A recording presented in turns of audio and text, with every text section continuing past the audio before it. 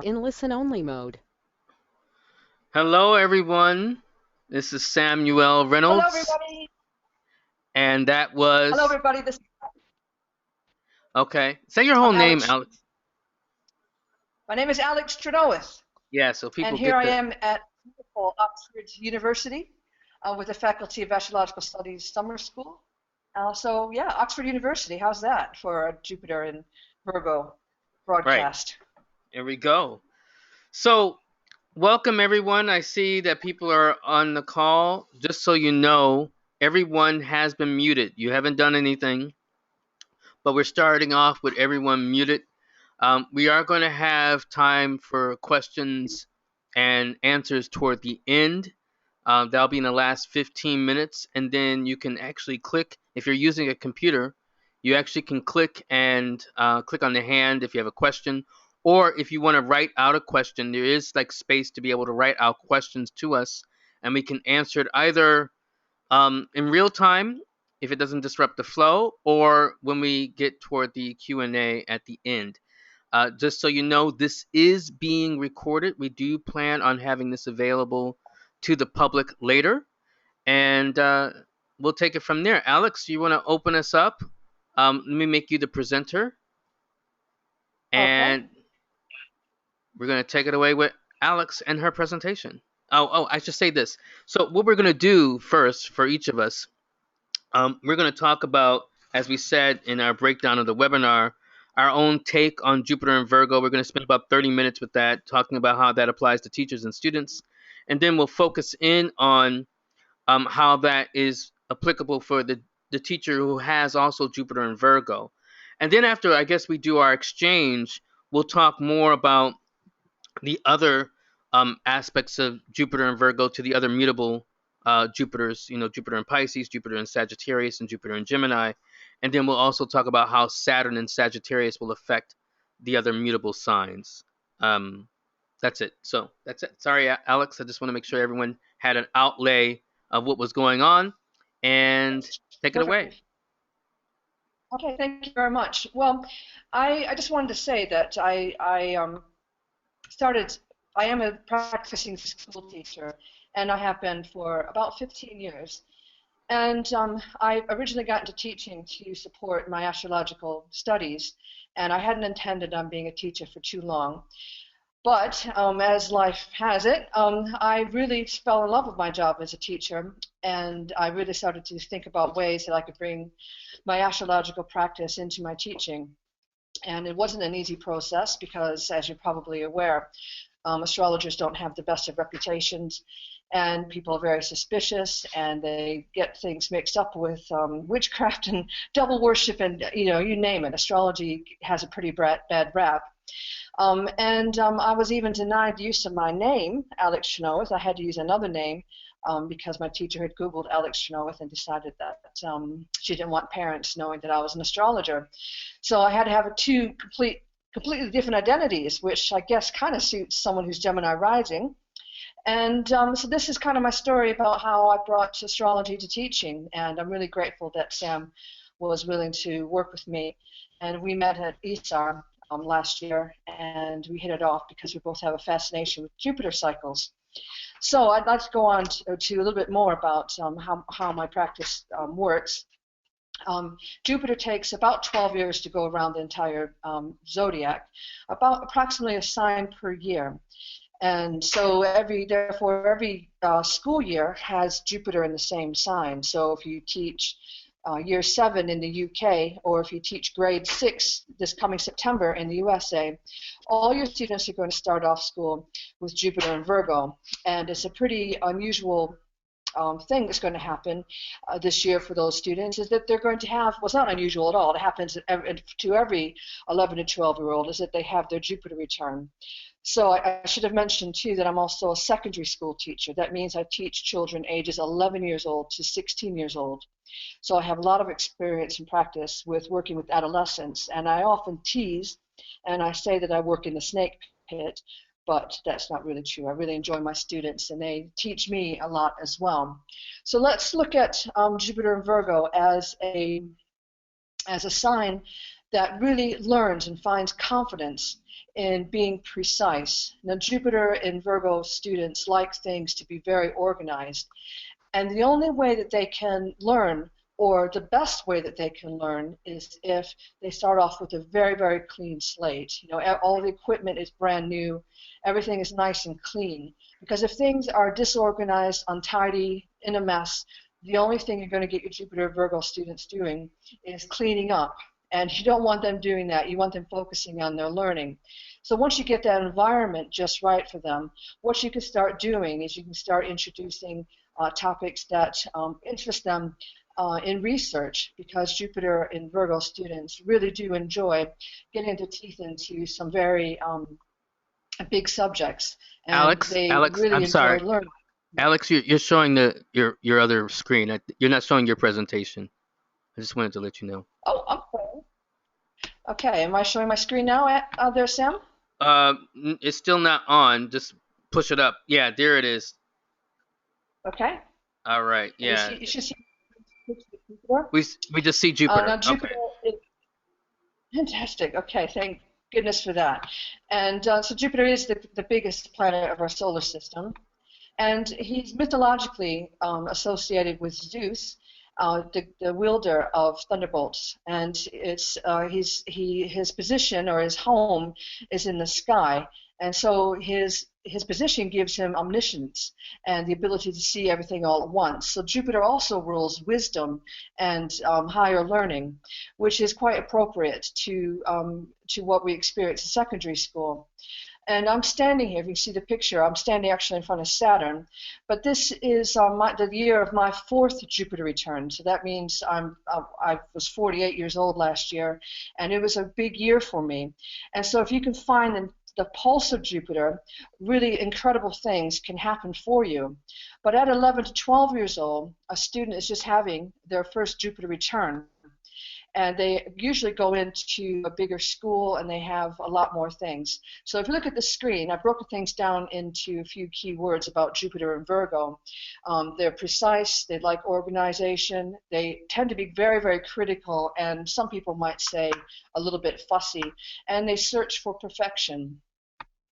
Now, Jupiter is also every 3 years, it reaches a critical phase. We have various terms for these critical phases that I'll talk through at the moment. So at the first Jupiter squared, approximately 3 years old, a child should be readily toilet trained, and they should be starting to speak clearly. And the way I define that is that they can be understood by people other than their own mother, because if you ever met young children, when they're speaking, usually one or the other parent interprets what they're saying. But at the age of 3, speech fluency is greatly improved.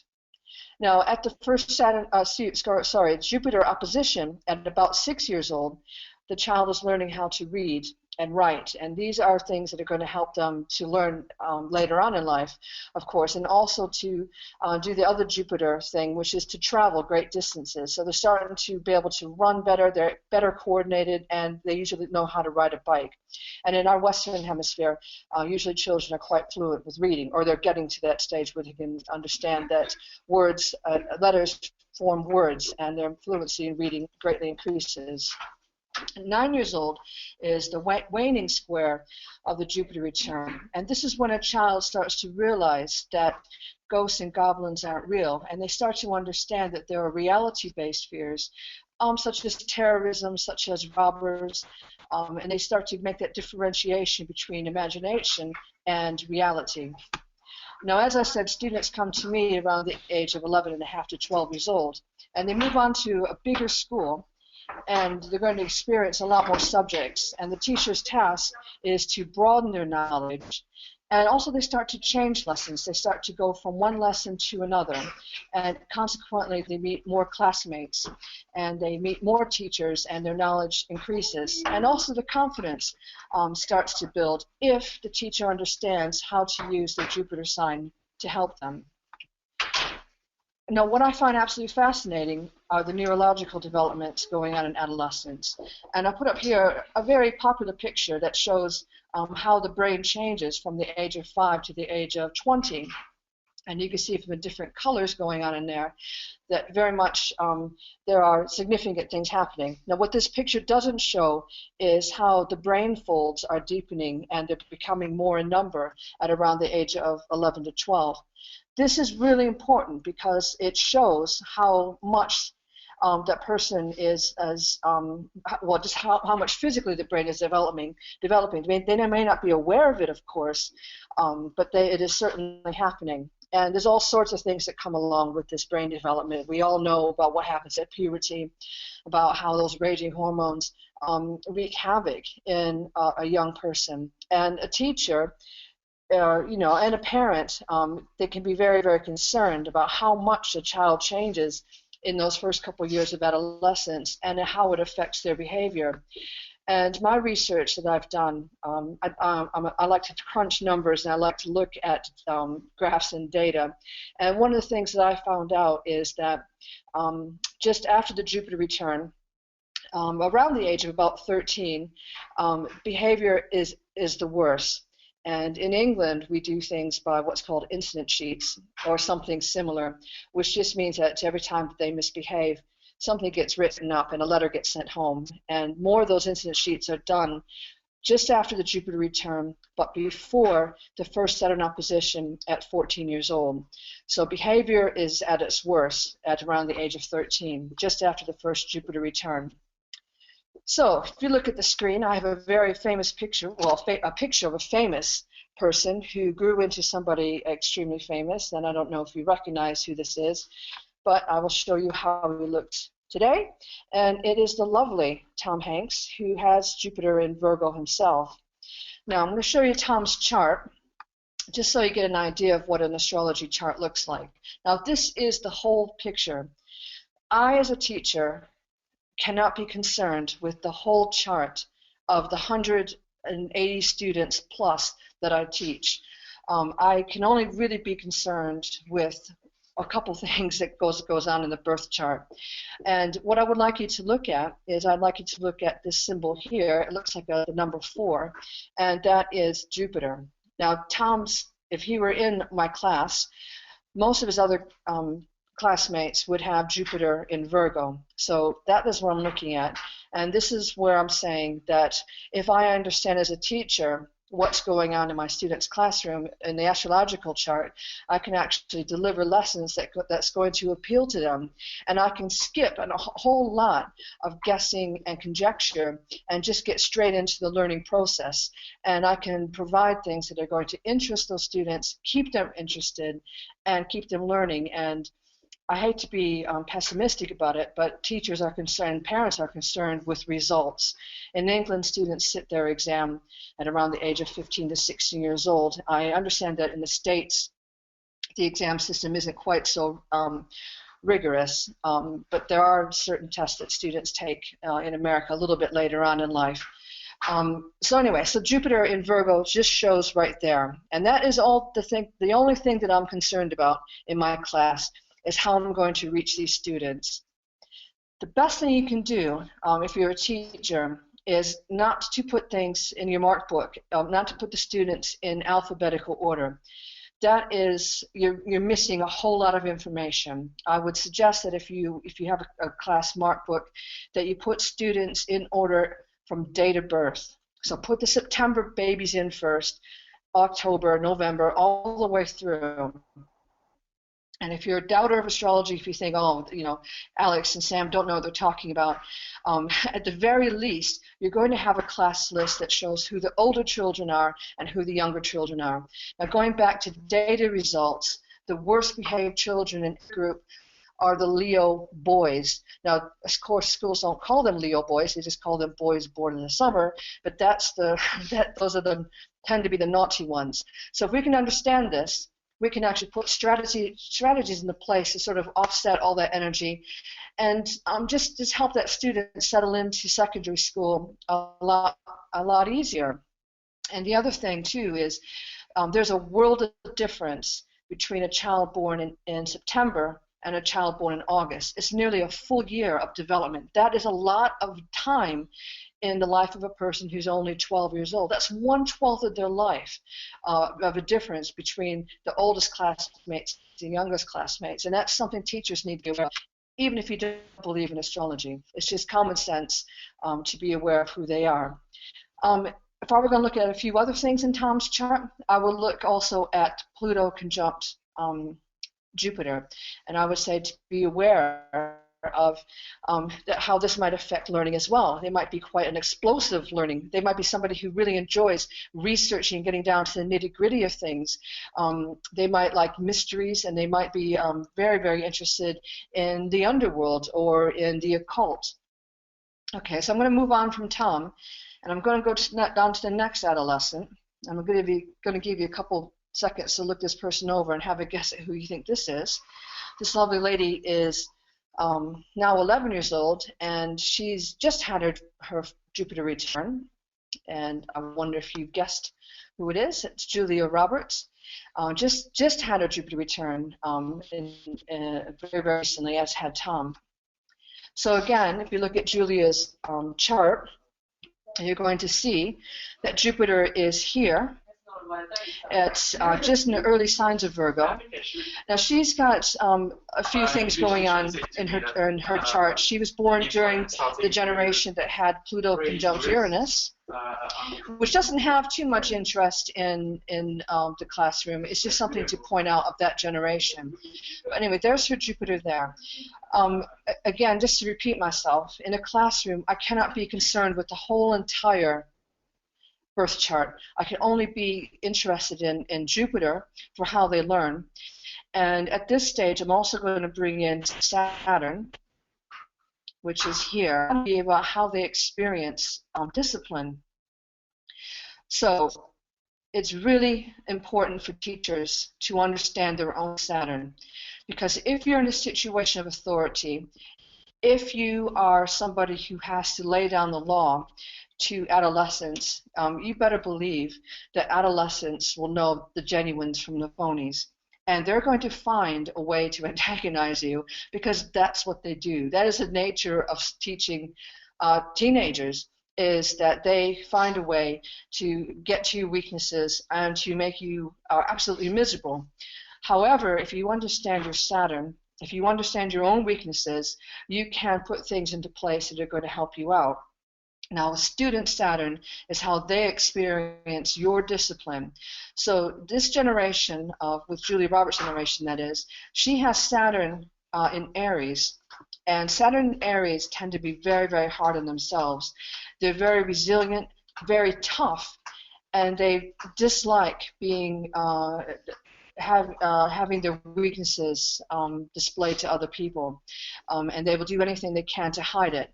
But inevitably, at the critical points, at 7 for Saturn, for the Saturn cycle, at 7 is when the child starts to lose their baby teeth, and teeth is ruled by Saturn. Any hard parts of the body, the nails, the teeth, the hair, the bones, is ruled by Saturn.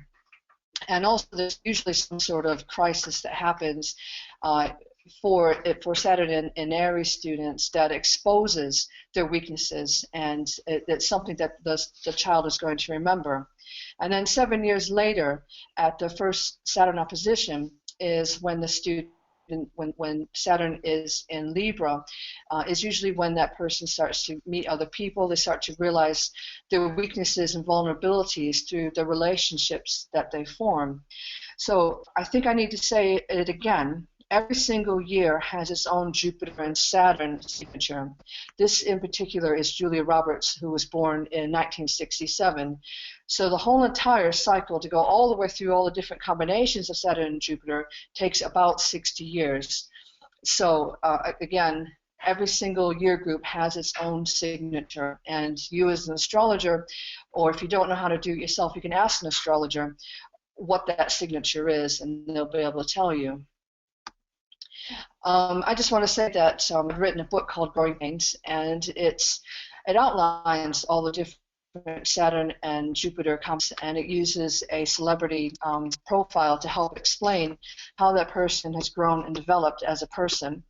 Of course, you can get it through Amazon or any bookshop that sells spiritual type books, or you can write to me directly. I also have an article recently to well, this just came out the other day in the Astrological Journal of Great Britain. You can go to their site and order copies. Also, if you want to email address in a minute, I offer consultations, 5-minute consultations to tell you where your class Saturn and Jupiter or your child Saturn and Jupiter are. And finally, Sam and I are both going to be at SOTA, which is near New York City, in October. So if you'd like to contact me, you can go via my website, which is www.alextrenoweth.com, or you can email me directly, alex_trenoweth@hotmail.com, if you want to contact me, if you have questions. And of course, Sam and I are both going to be here to answer questions during this webinar. But Sam, I'm going to hand back to you, so hopefully we'll have time for some questions at the end. Okay, do you want to take any questions right now? I think since, it's fresh in someone's mind. Yeah, so there's one question that comes from Camille Arnett.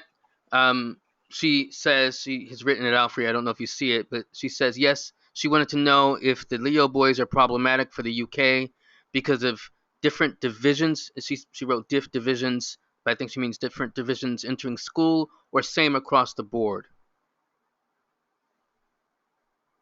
I'm just saying, well, the data I'm looking at was just based on star signs, which it shows year to year that the youngest boys, I feel, is not to do with star sign. I feel it's to do with age, because they're the youngest children in the classroom.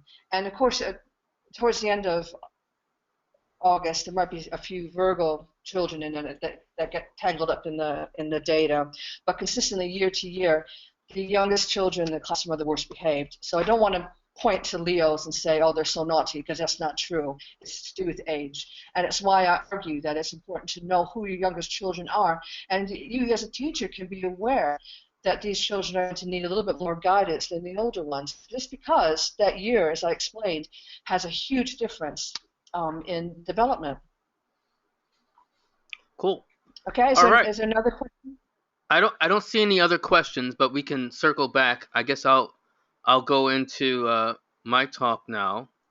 I'll change it, show my screen. Okay. 1 second. Okay. Let me get my. So, can you see my screen, Alex? What do you see on my screen? I can't see your screen, but I see you. Oh, okay. I see you. Okay, let me make sure I have the right thing. 1 second. Bear with us. We've had a bit of Okay. Scramble today. Can you see it now? Can you see my screen now? No? It should be showing it. I can now. I can see it now. Yep, you can? Doing a Prezi. Okay, it's a Prezi, and yep. I don't know if it can go any bigger. Can you still see it? It disappeared, didn't it? Yep. When I magnify it, I just learned something. So when I magnify it, unfortunately, that's what makes it smaller. So I can't do too much bigger. Let me see if I can magnify the window a little bit. Okay, yeah, that. Okay. Sam and I both have. Both have what? Learning. Okay, so can you see it? I just my can you see it? I can't see it yet, but I usually. Okay, can you see it now? Nope, not yet. Okay. All right, someone's saying they can see it now. All right. I can see it now. Okay, so why don't we start? So here are some essentials. I'm focusing more on Jupiter and Virgo, and then I'm going to go on just to talk a little bit about how that relates to teachers who also have Jupiter and Virgo. And then I think we'll both do, I guess, the mutability issue. So here are some things to kind of focus in on. So first off, with Jupiter and Virgo, the first thing I think that we should focus on is helping them maintain integrity for who they are, rather than perfection based on externals. So there sometimes can be a certain obsession on how things should be, could be, and what they see in external world, rather than focusing on particular principles, ethics, the sense of integrity, appreciation for oneself. So that's one thing I would say for those who have Jupiter in Virgo, the kids who are having Jupiter returns, also just to kind of keep in mind during the course of this particular year. I also say that it's important to deal with managing disappointment while Jupiter's in Virgo, and especially for those who have Jupiter in Virgo. Again, that's for the 11 and 12-year olds, because Jupiter is not as happy as he would like to be in Virgo as he is in, say, Pisces or Sagittarius. So what happens is that these large expectations and the bigness of one's expectations can kind of take more precedent than what actually manifests. So managing disappointment, helping kids particularly talk through how they feel, being alert to when they're expressing or dealing with disappointment can be a very big thing. I actually should say, in the spirit of full disclosure, I also have a Jupiter in Virgo. I'm born about a month after Julia Roberts. So I also have that Saturn in Aries. And one of the things I've come to realize in thinking about the Jupiter in Virgo is that I do a lot of things to avoid disappointment.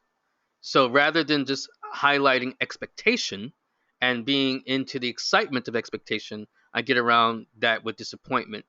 The other thing is knowing for oneself. You are going to often have to prove things to those who are influenced by Jupiter and Virgo, or during the course of this year.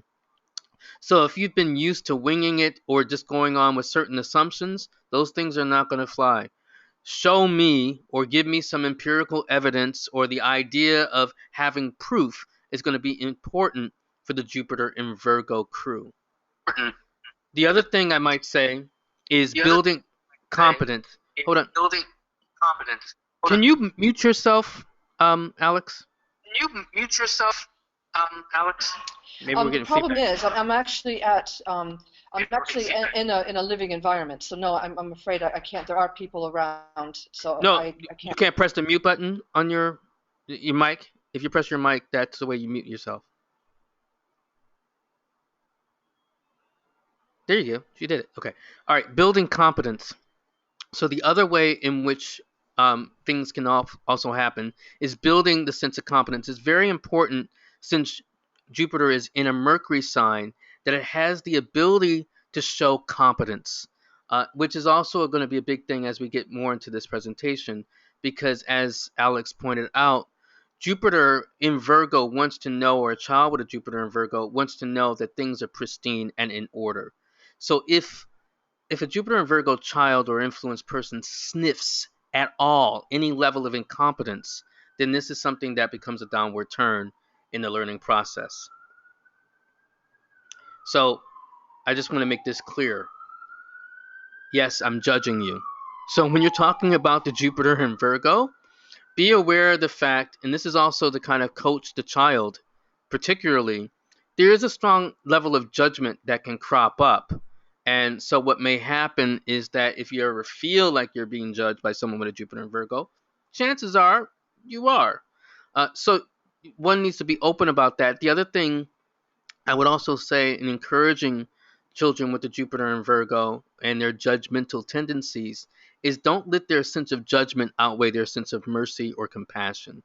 So the other thing to kind of bring home as you're teaching and working with them is that it's important to kind of identify certain principles, or things are right or wrong, but also recognize that one has to have a certain measure of mercy and compassion for what might be influencing someone to act a certain way, or for a certain thing to happen.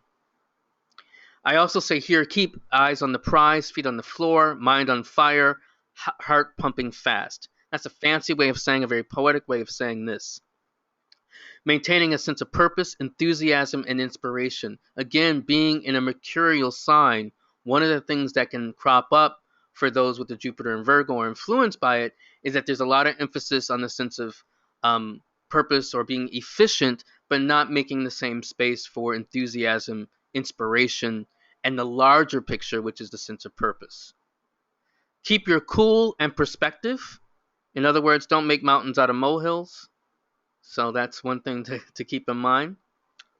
The other key thing about the Jupiter in Virgo is that it's a big emphasis on organizing specifics and details. So for the teacher and for the students during this particular year, it's an excellent time to kind of go over how you work with lesson plans, detailing lesson plans, organizing particular aspects of behavior in terms of listing those things for administration. The other thing is, I don't know, in this age of alpha smart computers and other things that we use in iPads, if there's anything like the Trapper Keeper, but it's also important. I don't know if anyone remembers that. That's a kind of hark back into something in the day where we had ways of kind of organizing how we did our particular lessons or classes. So that's another thing to kind of work on and maybe even start off with at the beginning of the year with students and also for the teacher is getting organized and focusing on organization. So for the teacher with the Jupiter and Virgo, I just want to say a few things and then we're going to hand it back over to Alex. And then I think we're going to go more into talking about looking at the mutables. Start with the big picture, goals for the lesson. You will notice for those who came in at the beginning of the call that I talked about particular things that we're going to cover. So one of the things that I think it's important for the Jupiter and Virgo teacher, because we can get lost in minutia, is to talk about where are you going rather than, so I can see when you're lost. And then also I can follow the big picture as you go more into the details. Do stock up with details and examples, but don't overstock. So don't think like you're preparing for some educational apocalypse and you need to have and cram it with every little bit of data. You don't need 40 charts. So for instance, you saw that Alex worked with 2 clear charts, didn't work with 16. You don't need 16. Sometimes it's just as efficient to work with 1 or 2. Stay clear that each lesson is a chance to become a masterful teacher, one lesson at a time, and never hinges on just one lesson. One of the things, again, that can happen with the Jupiter and Virgo is sacrificing integrity for the reach of perfection and trying to get things right all at once. So realize that mastery comes one lesson at a time. And don't curb your enthusiasm. Release your inner nerd often. Your excitement can be infectious even when some students can't follow initially. You can always go back and clean it up, but your students will be more impacted by your enthusiasm, even though you may attempt to curb it, because again, the Jupiter in Virgo wants to deal more with the facts and kind of stick to having things sometimes even be dry and kind of clear and emphasizing clarity sometimes over the importance of enthusiasm. Also, if this is your Jupiter return, which is likely since you have a Jupiter in Virgo, it's important to create more sabbatical moments. You don't have to take a sabbatical per se, but the key thing I would say is that you need more moments to be able to listen to the quiet, still voice of Jupiter so that you can receive the calling and the messages that are important for you at this particular time. All right, so Alex, I'm going to hand it over to you. And I'll mute myself. I mean, some things that you may want to say about the mutables.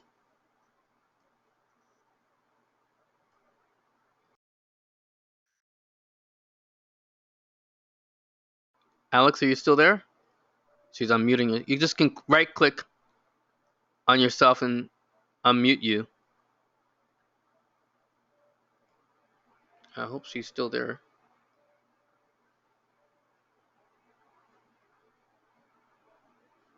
Alex? Did we lose Alex?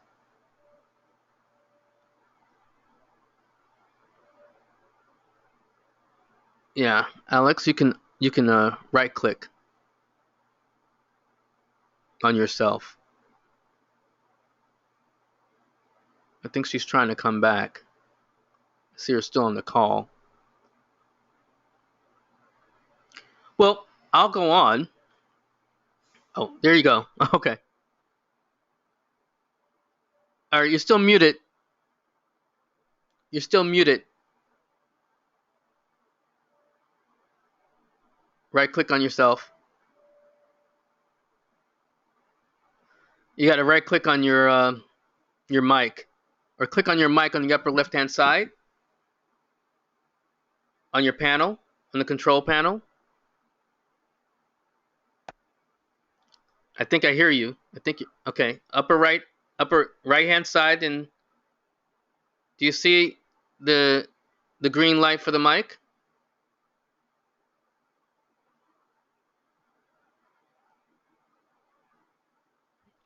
No, yeah, no.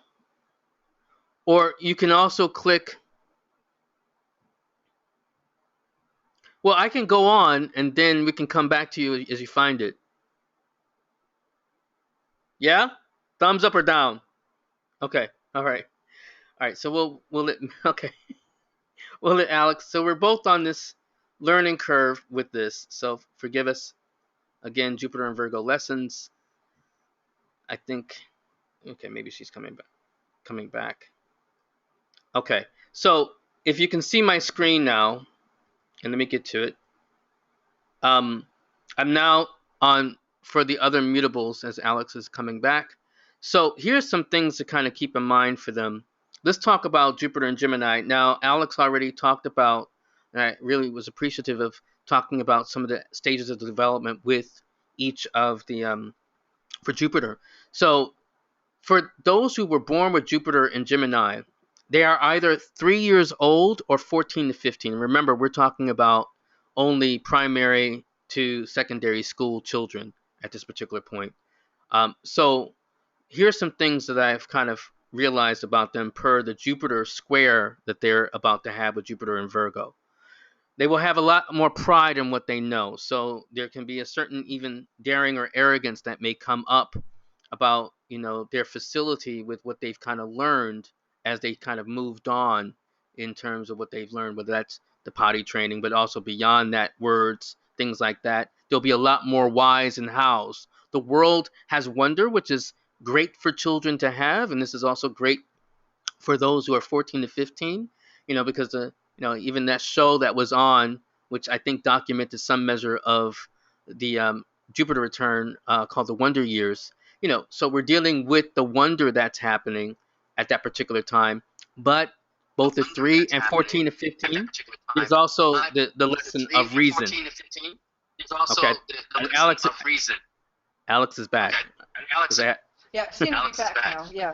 Okay. Yeah. Sorry about that. A couple things I wanted to say about Jupiter and Virgo students, and that is that they can often be they can be afraid of making mistakes, and unless their work is perfect, they'd rather take a punishment than turn in something that is, in their eyes, less than perfect. And it's important to let them know that it's okay to make mistakes, that mistakes are part of the process of learning. And it's also okay to make a mess. I mean, yes, clean up after yourself, but it's okay to be messy every now and again, and just not to be afraid of chaos, and because they can't have that much control over their environment forever and for always. They need to learn what they can do. Otherwise, you're living with or working with neurotic children who can't bear things to not be in precise order. It makes them nervous, and because Jupiter Virgo is ruled by Mercury. And the Mercury signs, if you have their chart, can also give you some clues about how to help them to cope. Should we go through the mutable signs, Sam? Should we go through what a 3-year-old might feel with transiting Jupiter in Sagittarius? Okay. Yeah. I'm going to start off then with Jupiter in Sagittarius. As I mentioned, at about 3 years old, that child will have mastered toilet training, and they will be able to become a lot more independent, and they will be walking quite well usually if they don't have any other problems there. And this brings us to the Jupiter in Sagittarius idea of being able to move around and to travel distances. And around 6 years old, that Jupiter in Virgo child will experience transiting Jupiter in Pisces. And this is when their first taste of real chaos can seem like a real a real disappointment and a real kick in the teeth, because now they're dealing with the spiritual realm, which doesn't sit well at all with Jupiter in Virgo students, and they start to become very uncomfortable indeed, because it disturbs their idea of order. And then we get into Jupiter in the Gemini students, transit. And this is when information comes thick and fast at around the age of year 9. And the thing that Jupiter and Virgo students want to do is they want to organize all that information into nice, neat little categories, and they want to be able to find, to access it quickly. But the nature of Gemini is that things are all over the place, and it's a little bit of everything, and it can be very difficult for that child to keep things in the order that they like. And Sam, are you still there? Are you still with me? Are you still with me?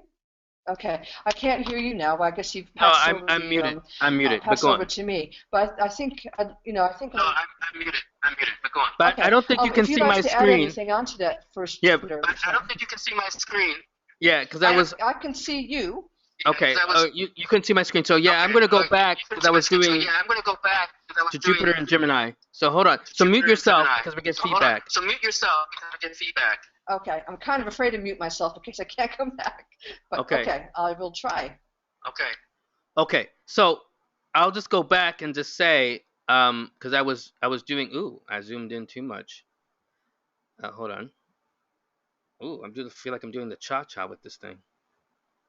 Okay, 1 second. Let me just go back. All right, so Jupiter and Gemini, so they may have more doubt in their own authority and that of others, so you must work to buffer that. So that's something that also Alex touched on in terms of what to expect with Jupiter and Gemini. Jupiter and Pisces, they're 6 years old. They're also 17 to 18 years old. These are the seniors. So in general, what they share as kind of the reflective point of dealing with Jupiter and Virgo, it's that they're learning to manifest learning goals with assistance and mentorships. So this is where there's more of a social dynamic that's happening, but more on the level of needing someone who helps expand them and promotes a little more growth. They also benefit more from traveling and trips, actually going out and doing more. And I think Alex touched on that. Detailing short-term plans, kind of understanding a little more about, well, what are some of the things you do to kind of think more of the broader range. Definitely more important for seniors, right? 17 to 18 as they're about to embark on university. Because Jupiter is a social planet, we're also dealing with the dynamic of partnerships and romantic challenges that are emerging around 6 years old for some, and 17 to 18 for sure for many seniors. And the social dynamic is because there's an opposition from Jupiter and Pisces to Jupiter and Virgo, so there's a push to kind of go more.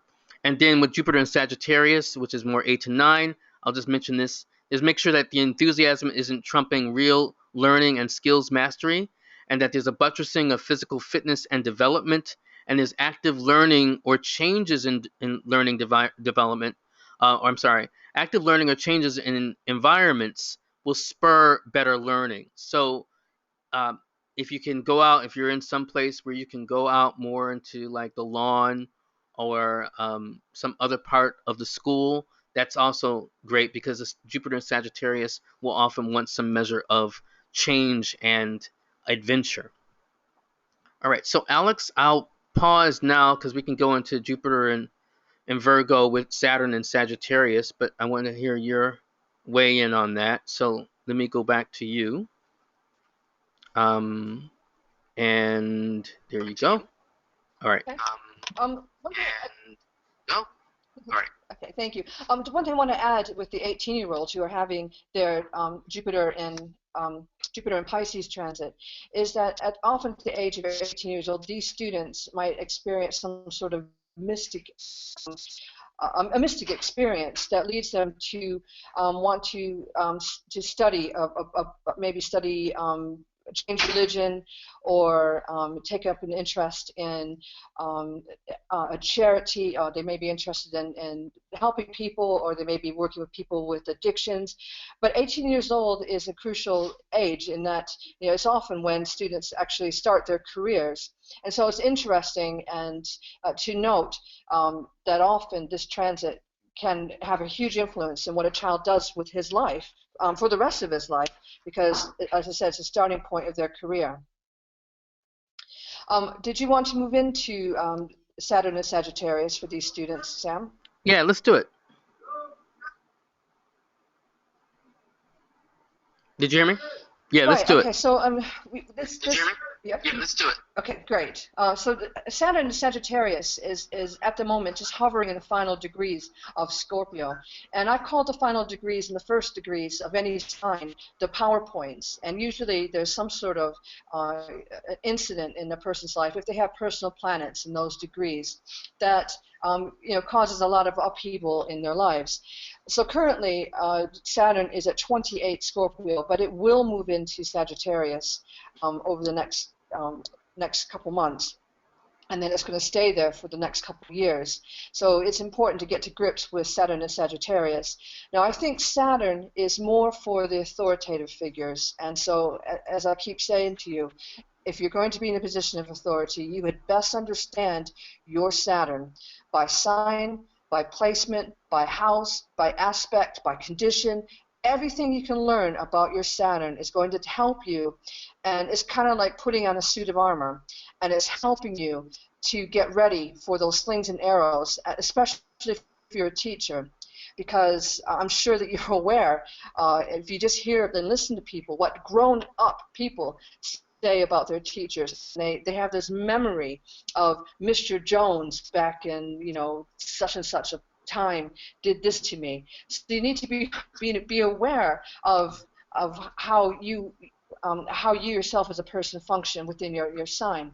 So if you have Saturn in Sagittarius, you might be somebody who is fearful of taking on board too much, because Saturn limits the Jupiter nature of Sagittarius. And Jupiter and Sagittarius are opposites. Jupiter expands, Saturn restricts, and it stops. Saturn is boundary. And so the way Saturn isn't very happy at all in Jupiter. It finds itself it's very, very hard for it to function, or as I learned this week, how to behave well in Jupiter. It feels like it feels pressured to do something, but it's not always certain of what it should be doing. It gets a vague idea that there may be some comfort or some sort of answers in a quest or a search, but it just doesn't understand what it should do, and therefore a lot of mistakes are made and a lot of vulnerabilities are revealed on this quest. Cool. Is there anything you want to add to that? Yeah, I'm going to show my screen. So there's something. So there's something. Okay. So going back to the Prezi. So the exact square won't be until May 2016. Small problems may become larger ones. Can you mute yourself somehow? It's always, yeah, sorry. It seems to always kind of have a feedback loop. So small problems become bigger ones. Confusion on whether to use a bulldozer or a tablespoon with certain situations. And so, again, it's kind of what Alex was saying, with the Saturn and Sagittarius and Jupiter's sign, it really doesn't know how to modulate itself or what tools to use with a particular thing. So it may, like, you have to pace yourself. I think the key thing, let's say, for instance, you have a major paper due. Then this is definitely the year, especially from the fall into the spring, where you should start early and kind of think about pacing yourself rather than kind of rushing to do a lot, because it's hard to kind of adjudicate how much energy, how much research, all those particular things need to go into making something work, like a particular project or a paper. Another thing I see also kind of coming as an issue for Saturn and Sag and Jupiter and Virgo is big education, the idea of kind of pushing things forward in education versus relationship building. And I think that's a very critical issue that we're going to see in many countries, from the UK to the US, where we're seeing that there's a lack of appreciation for really building relationship between teacher and student, and more about, okay, are they ready for the test? Are they ready for more of the bigger scope of the world? Another thing is that polls won't be able to tell the whole story. And what I mean by polls is by actually relying on polls. And we're seeing some of that already with what's happening in the United States in terms of presidential elections, because we can't really measure, how big is the Trump effect, for example. that may also be true in terms of things that we're doing in terms of education. Real lessons in tolerance. That's going to be a big issue with Saturn and Sag, also with Jupiter and Virgo. Real lessons in tolerance rather than just personal anecdotal experience. Jupiter and Virgo, again, can be very judgmental and not thinking about the bigger picture of how one encounters particular people. So there's some work that's going to be necessary in debunking stereotypes and opening more of the room for diversity in the classroom. All right, well, that's kind of what I have to say about it. I guess, Alex, if you let me, I'll just say my own plug right quick about learn more about Jupiter. So I actually have done a lot of research on Jupiter too. That's how Alex and I met. And I have a Jupiter return report. So if you're looking to know more about your Jupiter return, you actually can go to this link here, unlockastrology.com, Jupiter return report, and get more information about your own Jupiter. I also have a special discount for a full recorded consultation for anyone on this particular call. It's $150 instead of $165. You can book the session and then I'll invoice you for the discounted price. And then lastly, I have classes that began last week, but they're ongoing. So I have a class for beginners and intermediates, and you can check astrology under Learn Astrology for more information. And that's my website, Unlock Astrology, unlockastrology.com, and you can email me at unlockastrology@gmail.com. I'm also on Twitter at unlockastrology. So that's my presentation. So Alex, back to you.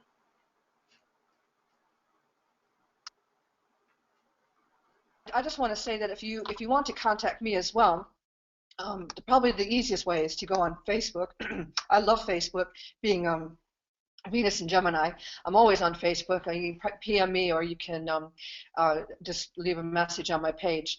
I'll just sum up what I'm doing. What I'm offering is my book, Growing Pains, which is available on Amazon.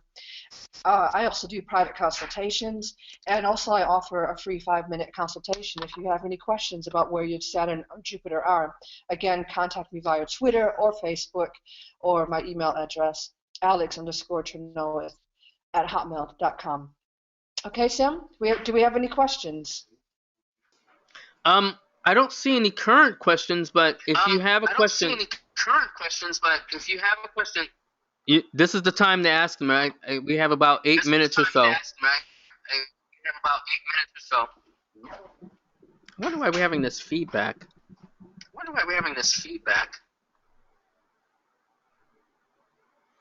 Anyone? Have we covered everything to everyone's delight? Oh, okay. I see. Okay, I know that Camille had some things. She was giving me feedback on seeing my screen. Thank you, Camille. Okay, so Marlene, you want us to give you a minute? We'll give you a minute for sure. Anyone else?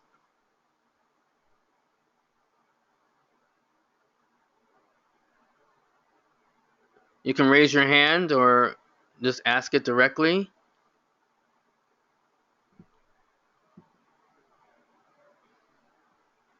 No questions?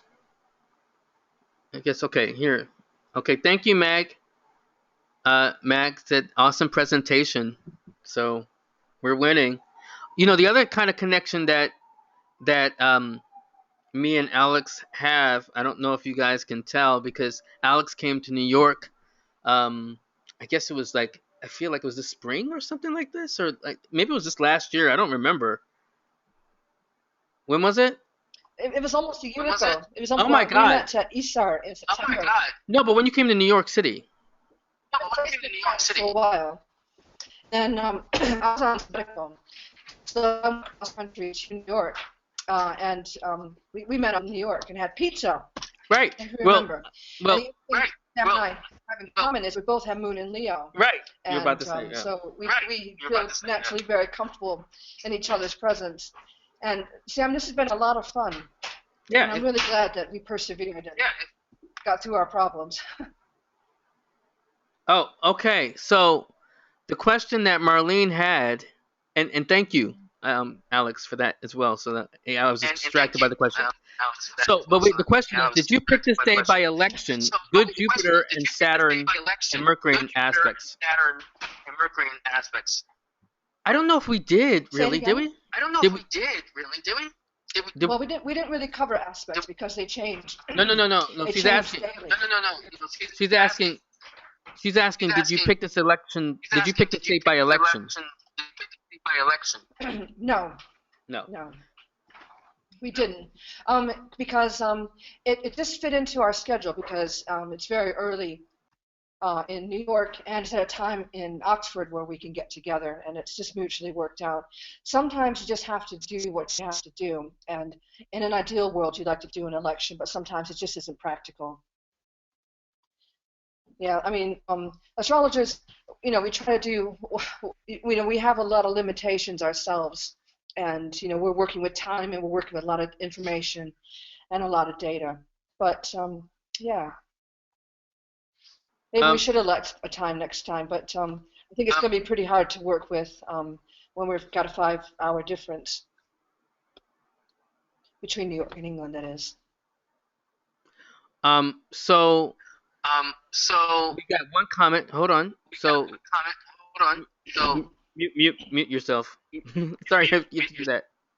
So great webinar. Thank you. This is from Lynn Spite. I hope I'm saying it correctly. Really comprehensive. My Virgo nature looks forward to digesting and applying it with teenagers at school. Thanks, both of you. Thank you. So we have time for a few more questions, and we appreciate the comments as well. We like the feedback because we may like to continue this with other things. Some of you were also, I see on the call that we had on Chris Brown that I did with 2 other fine astrologers.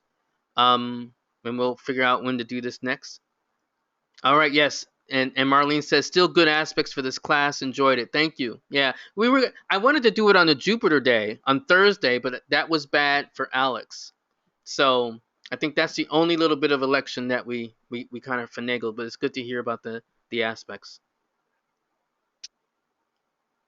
All right, I'll mute But myself. nevertheless, it is a Mercury day, and right, I think we missed the Saturn hour, just. But I think Sam and I were talking about doing Jupiter through all the signs eventually, once we sort ourselves out and we learn we get a bit more practice in operating this webinar in this particular site. But we have we really do, I really do appreciate all the feedback because it helps us. A teacher is only as good as the feedback she gets from her students. So I really appreciate that. Especially thank you to Lynn, who's a personal friend of mine, and who's been very, very supportive of my work. And I greatly appreciate your comments, everybody. Thank you.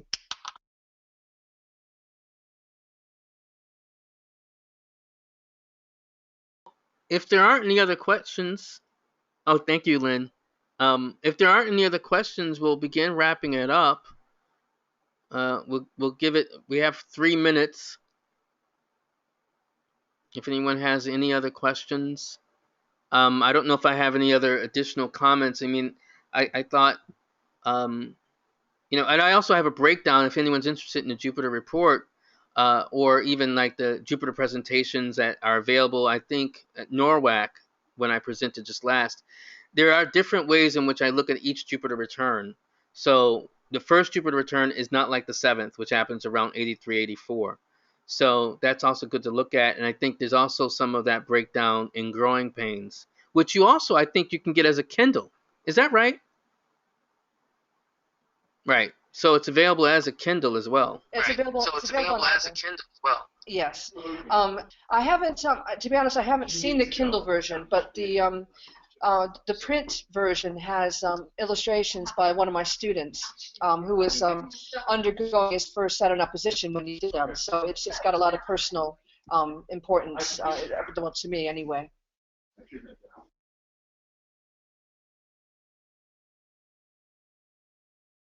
All right, well, ladies and gentlemen, if there are no other comments and questions, we're going to start wrapping up this webinar. Again, I'm your co-organizer and co-host, Samuel Reynolds from Brooklyn, New York, Bed-Stuy, New York, and we have here...